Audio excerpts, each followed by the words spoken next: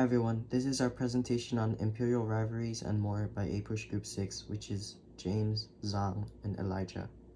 Our claim is, the rivalries between the many European powers led to the most captivating and interesting time. Britain rejects Christopher Columbus's plans. So before Columbus approached the Spanish throne to sail west, he sent his brother Bartholomew to Britain to ask their throne for their support. The British would end up rejecting Columbus, and they would end up regretting that as they arrived considerably late to the New World, compared to the other countries. Columbus testimonies. Shortly after Columbus returned from his first journey, his discoveries were documented. The document wasn't just kept secret and restricted to the Spanish elites, but instead it was published in multiple European languages. Later on, the printing press came. It helped with the mass producing of those documents, which was a major factor for the rapid spread of information. The Roman Catholic Church was the only power that all the other European countries did not want to mess with. Papal orders and decrees were like orders from God. In fact, the Pope used that to make the European countries obey him, as they did not want to disobey quote-unquote God. Inter Caetera is an example of such papal decrees that allowed Spain to colonize and exploit the American lands and peoples, even though previous decrees only allowed Portugal. The Treaty of Tordesillas is another papal sanctioned agreement which basically split the New World in half between Portugal and Spain. Spain had everything in the north like Florida, and Portugal had everything to the south like Brazil. The early agreements, like the Treaty of Tordesillas, emerged due to European imperial rivalries, aimed to prevent conflicts over newly discovered lands.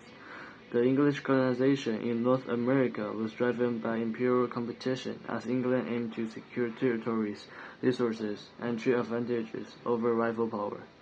Overall, the rivalries between the European powers led to the most captivating and interesting times, as it saw the many ambitious European countries competing to colonize the New World and using new strategies like tactics on war, colonization, and power.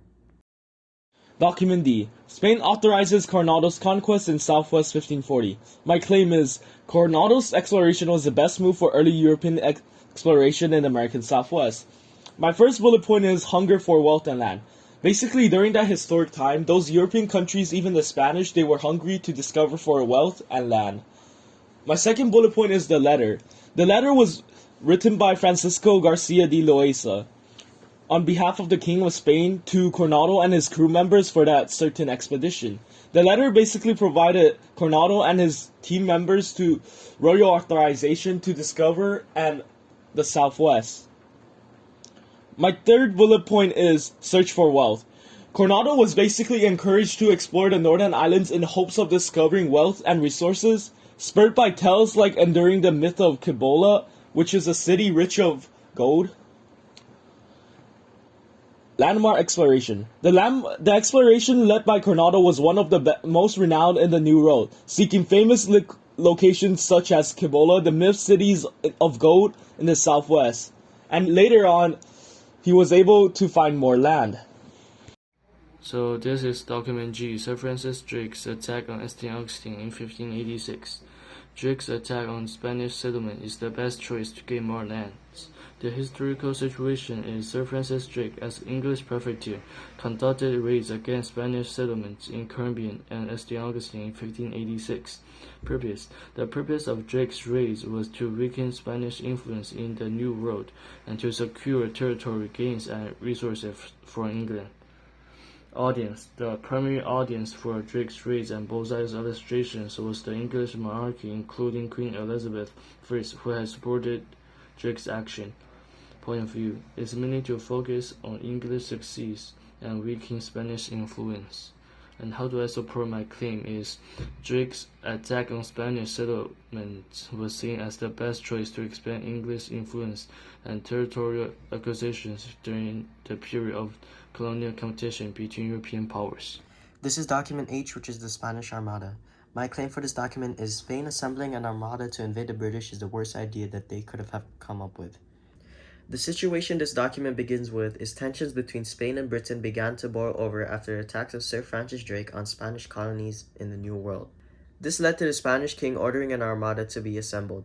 The main point of view of this document or illustration is most likely Britain, because even though the artist is unknown, it was titled Queen Elizabeth Watching Spain Being Defeated. The purpose of the Spanish was to possibly eliminate and invade Britain to rid themselves of their opponent and rival, but it failed. The main audience was the British and Spanish monarchy, as they were the ones who feuded over territory and power in the New World.